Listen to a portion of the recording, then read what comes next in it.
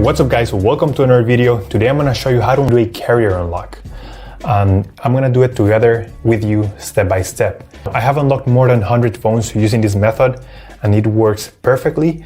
You only need your computer, your smartphone, and you need a SIM card from a different carrier. And that's all you need, and without further ado, let's begin. So to start, we're going to get the phone's IMEI number. That's a unique number for every phone. So to get it, simply dial *#06#. As you will see, your 15-digit IMEI number will appear in the screen of your phone. This number is very important. It represents the ID of your phone, and keep it somewhere close because we're going to use it in a few seconds to unlock this phone. Okay, now we're going to switch to the computer.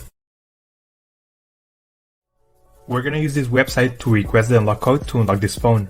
So first you need to fill in the information about the phone you want to unlock in this form. The processing times may always vary, so be very patient. It may be very fast sometimes, but sometimes it may also take a little bit longer, so just keep that in mind. Okay, so after you have waited the estimated amount of time, you're gonna get an email, and I'm gonna show you how the email will look like. And as you can see here, I got this message and it confirms that the phone has been unlocked. Let me know if you have any questions on the comments section down below.